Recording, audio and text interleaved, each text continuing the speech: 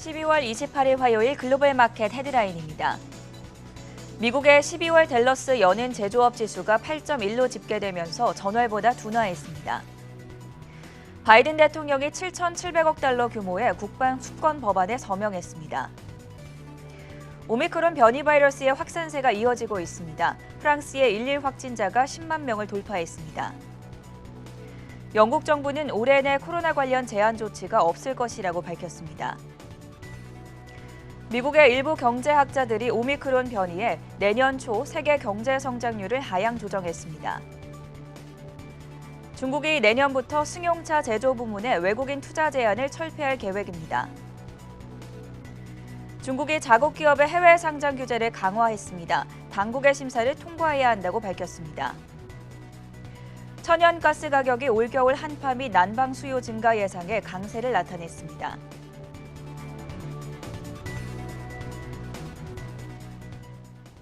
네, 여러분 안녕하십니까? 화요일 굿모닝 한경 글로벌 마켓의 전세원입니다.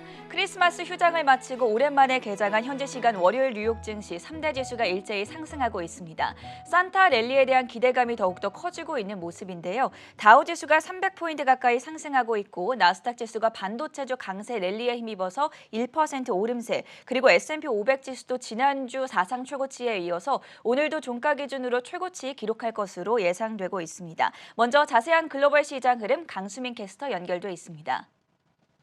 네, 마감까지 30분을 남겨두고 있는 뉴욕 증시 시황 전해드리겠습니다. 오미크론 여파에도 불구하고 연말 소비가 크게 늘었다는 소식과 함께 3대 지수가 일제히 상승하고 있습니다. 다우 지수는 0.8% 오르고 있고요. 기술주 중심의 나스닥 지수는 1% 넘게, S&P 500 지수도 1.2% 오르고 있습니다. 다우지수부터 살펴보시면 현재 300포인트 가까이 오르고 있습니다. 쉐보론과 애플, 마이크로소프트가 2% 가까이 오르면서 다우지수 상승을 견인하고 있습니다. 나스닥 지수도 살펴보겠습니다. 반도체주 AMD가 5% 넘게, 엔비디아가 4% 가까이 오르면서 나스닥 지수 상승을 견인하고 있고요. 오늘 대형 기술주들의 흐름이 좋습니다. 메타가 3% 넘게, 애플이 2%, 테슬라도 3% 넘게 오르고 있습니다. 지난 목요일장에 사상 최고치를 경신했던 S&P 500 지수는 오늘 장중에서도 사상 최고치를 다시 한번 경신했고요. 주요 반도체주들을 포함한 기술주들이 S&P 500 지수 상승도 견인했습니다. 투자자들은 오미크론 여파를 계속 주시하면서 산타 랠리에 대한 기대감도 유지하고 있습니다. 물류 대란에도 불구하고 연말 쇼핑 시즌 매출이 17년 만에 가장 높은 증가율을 기록했다는 소식이 주가를 끌어올린 것으로 풀이됩니다. 다만 크리스마스 연휴 기간 동안 오미크론 확산으로 항공편이 대거 취소되면서 여행주와 항공주들은 오늘 크게 타격을 받고 있습니다. 이어서 섹터별로 살펴보겠습니다. 오늘 장에서는 11개 섹터가 모두 상승하고 있습니다. 특히 국제유가 상승에 힘입어 에너지주가 가장 좋은 흐름 보이고 있고요. 대본에너지가 특히 6% 가까이 오르고 있습니다. 그 뒤를 이어 기술주와 부동산주가 좋은 흐름 나타내고 있습니다. 그럼 바로 이어서 개별 특징주 살펴보겠습니다. 먼저 애플입니다. 한국에 이어 전 세계 두 번째로 네덜란드가 애플의 인앱 결제에 제동을 걸었습니다. 네덜란드 소비자 시장 당국은 애플이 반독점법을 위반했다며 데이팅 앱 개발자에게 불합리한 조건을 시정하도록 명령했습니다. 오늘장 애플 2% 가까이 오르고 있습니다. 다음은 모더나입니다. 모더나가 백신 가격 책정이 어떻게 이뤄졌는지 공개하라는 압박을 받고 있습니다. 모더나가 미국 정부로부터 25억 달러 지원금을 받았는데도 백신 가격이 지나치게 비싸고 또 제조 기술을 신흥국에게 전달하지 않았다는 비판이 나오고 있습니다. 해당 소식에 오늘장 모더나 백신주 가운데 유일하게 떨어지면서 1% 넘게 하락하고 있습니다. 크리스마스 이브 이후 2,000편 이상의 항공편이 취소되면서 항공주들이 일제히 타격을 받고 있습니다. 보잉과 유나이티드 항공, 델타 항공이 1% 가까이 떨어지고 있고요. 항공사 직원들의 코로나 감염 등 인력 부족 문제와 북서부 지역의 겨울 폭풍이 원인인 것으로 보입니다. 크루즈 관련주들도 함께 타격을 받는 모습입니다. 지난주 카니발이 운영하는 카니발 프리덤호에서는 소수의 코로나19 확진자가 나오기도 했고요. 오늘장 1% 넘게 떨어지고 있습니다. 로얄 캐리비안이 운영하는 크루즈선에서도 확진자 55명이 나와 카리브해 섬 두 곳에서 입항이 금지됐습니다. 오늘장 2% 가까이 떨어지고 있습니다. 카지노 관련주들도 타격을 받으며 일제히 하락하고 있습니다. 오미크론 여파가 여행에 대한 수요를 누그러뜨리면서 오늘장 라스베가스 샌즈가 2% 내림세 보이고 있고요. 윈 리조트와 MGM 리조트도 1%씩 떨어지고 있습니다. 오늘 장에서는 의류 소매 업체들의 흐름이 좋았습니다. 연말 쇼핑 매출이 크게 증가하면서 최근 소비자들의 소비 지출이 커졌다는 점을 시사했는데 오늘 장 랄프 로렌이 4% 넘는 오름세 보였고요. 아메리칸 이글도 3%대 오르고 있습니다. 다음은 웹서비스 제공회사 고데디입니다. 행동주의 헤지펀드인 스타보드밸류가 8억 달러 규모의 고데디 지분 6.5%를 인수했습니다. 해당 소식에 오늘 8%대 고데디는 급등하고 있습니다. 이어서 미국의 대표적인 게임 회사 액티비전 블리자드 살펴보겠습니다.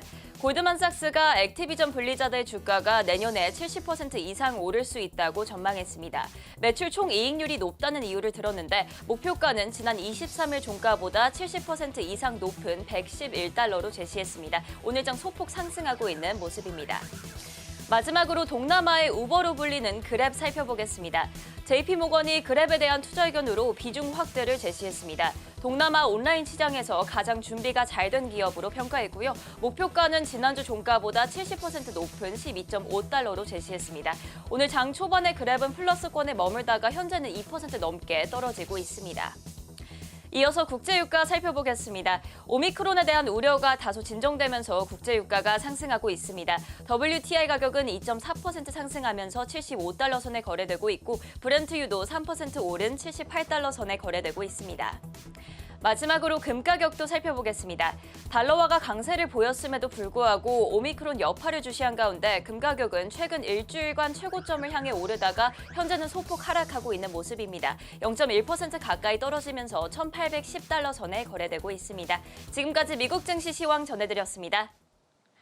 네, 24시간 잠들지 않은 해외 투자 뉴스를 전해드리는 굿모닝 한경 글로벌 마켓 시간입니다. 오늘 시장 흐름이 상당히 좋습니다. 비트코인 가격도 5만 달러를 회복했고요. 엔비디아와 AMD 반도체주들이 4에서 5% 급등하면서 52주 신고가를 기록하고 있는 쏙스 ETF가 554달러 지나가고 있다는 점 함께 전해드리겠습니다. 바로 이슈 살펴보도록 하죠. 홍성진 그리고 최보아 외신캐스터 함께합니다. 어서 오세요. 네, 오늘의 첫 번째 뉴스 체크해 보겠습니다.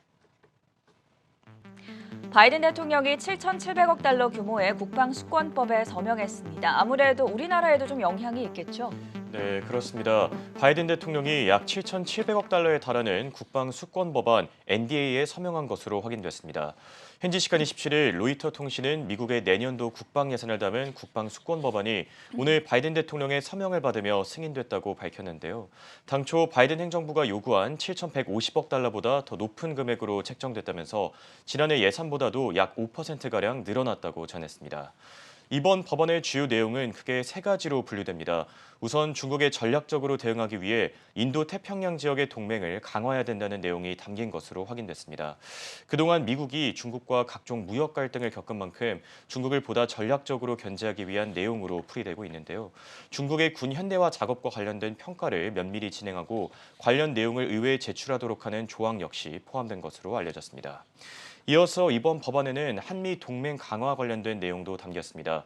현재 한국에 배치된 약 28,500명의 주한미군을 그대로 유지하고 트럼프 행정부 시절 제시된 주한미군 감축 제한 조항은 오히려 빠졌는데요. 전문가들은 동맹을 중시하는 바이든 행정부의 경우 감축 의향이 없기 때문에 해당 조항을 불필요하다고 느껴 삭제했을 것이라고 분석했습니다. 또 한미 동맹 강화를 통해 중국 및 북한에 대한 압박 수위를 높이려는 바이든 행정부의 전략도 배경에 있었을 것이라고 진단했습니다. 마지막으로 태평양뿐만 아니라 전 세계 각지에서 벌어지고 있는 분쟁을 막기 위해 세부 예산안을 각 지역별로 편성한 것으로 확인됐습니다. 우선 태평양 지역에서의 분쟁 방지를 위해 약 71억 달러가 편성됐는데요. 유럽 지역에는 약 40억 달러가 배정됐고 또 최근 러시아와의 마찰로 인해 긴장감이 높아지고 있는 우크라이나 쪽에는 약 3억 달러가 편성된 점 참고하시기 바랍니다. 국방 수권 법안과 관련된 주요 내용 3가지에 대해서 짚어봤고요. 다음 뉴스로 넘어가 보겠습니다. 오미크론 변이 바이러스의 경제 영향들 좀 자세하게 분석해 볼 텐데요. 최보아 캐스터, 일시적이다, 단기적이다 이렇게 평가하는 곳도 있고 오히려 장기적으로 지속될 것이다. 엇갈린 반응들이 나오고 있습니다. 어떤 평가들 살펴보면 좋을까요? 네, 오미크론 변이 바이러스가 새롭게 발현되면서 몇 주간 미국뿐 아니라 전 세계가 큰 충격에 휩싸인 듯합니다. 이 코로나19 팬데믹보다 더 심각한 경제적 타격을 불러오는 것이 아니냐는 우려를 자아내고 있는데요. 일부는 의외로 예상한 만큼은 아니라고 주장합니다. 이 경제를 돌아가게 하는 원동력이죠. 이 소비자들의 수요가 감소하고 노동력 부족 현상으로 인한 폐쇄가 이어지는 등 경제가 크게 위축될 것이라는 전망이 많았습니다.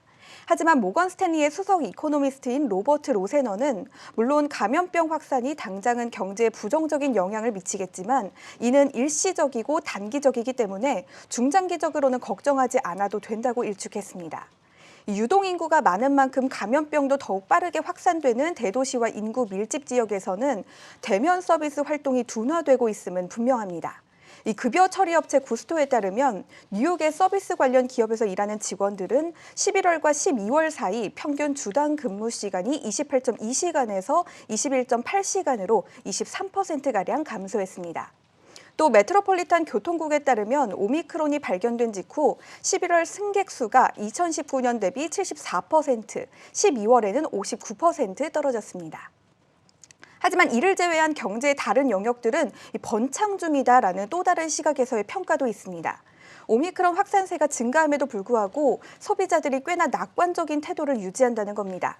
미국의 12월 소비자 신뢰지수가 상승했고 소득과 기업, 노동시장 상황에 대한 단기적인 전망을 반영하는 기대지수 역시 예상치를 상회했는데요. 이를 통해 투자 심리가 개선됐다는 사실을 확인할 수가 있습니다. 또 이러한 강력한 펀더멘털 자체가 팬데믹이 우리 사회에 미치는 영향을 최소화할 것이라고 덧붙였습니다. 실제로 미국 교통안전청에 따르면 5일 연속으로 공항 보안 검색대를 통과하는 사람이 200만 명을 넘으면서 항공 여행에 대한 수요는 견조해 보인다고 밝혔습니다. 또 신작 개봉 영화인 스파이더맨은 지난 주말 박스오피스에서 2억 6천만 달러를 벌어들이면서 역대 두 번째로 높은 수익을 올렸습니다. 물론 현재 오미크론 사태가 얼마나 오래 지속될 것인지 그 경중도가 얼마나 심각해질 것인지에 대해서는 아무도 확신할 수가 없습니다. 하버드 케네디 스쿨의 선임 연구원은 미래가 어떻게 펼쳐질지는 아직 모른다고 말했는데요. 이처럼 낙관론과 비관론 그리고 중립 의견까지 다양한 의견들이 나오고 있다는 점까지 전해드리니 참고하시기 바랍니다. 스파이더맨 노웨이 홈 저는 아직 보지는 못했는데 우리나라에서도 500만 명이 벌써 네, 봤더라고요. 그렇죠. 그만큼 글로벌적으로 좀 흥행을 하고 있는 작품이 아닌가 생각이 듭니다. 세 번째 뉴스 확인해 보시죠. 네, 2021년 올해죠. 빅테크 왕중왕은 왕중왕이라는 말 상당히 오랜만에 들어보는데 네, 어떤 기업이 1등에 올랐습니까? 네, 올해 빅테크 우승자로 알파벳이 선정된 것으로 확인됐습니다. 현지 시간 27일 CNBC는 빅테크 가운데 최고의 성적표를 받은 기업이 구글의 모회사인 알파벳이었다고 전했는데요. 알파벳이 올해 들어 70% 가까이 올랐다면서 지난 2009년 이후 무려 12년 만에 최대 상승률을 기록할 전망이라고 밝혔습니다. 지난해 코로나19 사태 이후 투자자들 사이에서 성장주가 주목을 받으면서 미국의 빅테크 기업들이 일제히 상승한 바 있습니다. 알파벳의 경우 CNBC 기준으로 올해 68.5% 올랐고 마이크로소프트가 51%를 기록하며 2위에 애플이 또 33%로 집계되면서 3위에 올랐는데요. 이외에도 메타 플랫폼이 23%, 또 아마존이 5% 상승하면서 각각 4위와 5위를 차지한 것으로 확인됐습니다. 이를 두고 CNBC는 알파벳이 광고 사업 성장에 힘입어 다른 빅테크 기업들을 앞지를 수 있었다고 분석했습니다. 앞서 지난해 팬데믹 사태 이후 광고에 대한 수요가 줄어들면서 알파벳 역시 어느 정도 타격을 받은 것으로 나타났는데요. 다만 올해 들어 전 세계 국가들의 경제 활동이 팬데믹 이전 수준으로 돌아가면서 알파벳의 광고 수요 역시 다시 큰 폭으로 늘어난 것으로 알려졌습니다. 실제로 알파벳의 지난 분기 광고 매출은 531억 달러로 집계돼 지난해 같은 기간에 비해 무려 43% 넘게 증가한 상황입니다. 이어서 전문가들은 알파벳의 유튜브 사업에도 주목했습니다. CNBC는 팬데믹 기간 동안 유튜브 가입자 수가 큰 폭으로 증가했다면서 알파벳의 매출에도 상당한 기여를 했다고 진단했는데요. 광고와 유튜브 매출을 통해 올해 알파벳의 전체 매출이 엄청난 수준으로 증가했다면서 올해 전체 매출이 현재 2,450억 달러로 전망되고 있다고 전했습니다. 이는 지난해 같은 기간보다 약 39% 증가한 수준으로 해당 매출을 달성할 시에 무려 14년 만에 가장 큰 매출 증가율을 기록할 것으로 전망됩니다. 이 외에도 전문가들은 알파벳의 클라우드 사업에도 주목했습니다. 지난해 팬데믹 이후 재택근무가 확대되면서 구글의 클라우드 사업도 큰 폭으로 성장했다고 밝혔는데요. 구글의 3분기 클라우드 부분 매출의 경우 지난해 같은 기간에 비해 약 45% 늘어난 것으로 확인됐습니다. 다만 내년에는 올해와 같은 성장률을 보이기는 어려울 것이라는 의견도 나오고 있는데 CNBC는 금리 인상 여파로 기술주들이 타격을 받을 것이라면서 팬데믹 이전 수준의 주가 상승률을 나타낼 것이라고 분석했습니다. 올해 빅테크 우승자는 알파벳이다. 광고와 유튜브 그리고 클라우드까지 매출 성장세를 이끌었다는 점 확인해 봤습니다. 다음으로 네 번째 소식입니다. 이번에는 중국 쪽 이야기를 좀 살펴볼 텐데요. 중국의 공업 이익 증가율이 18개월 만에 최저치를 기록했습니다. 원인을 어디서 찾아볼 수 있을까요? 네, 일부 원자재 가격이 하락하고 또 부동산 시장이 침체를 맞고 또 소비자의 수요도 약화되면서 11월 중국의 공업 기업들의 산업 이익 성장 속도가 둔화됐습니다.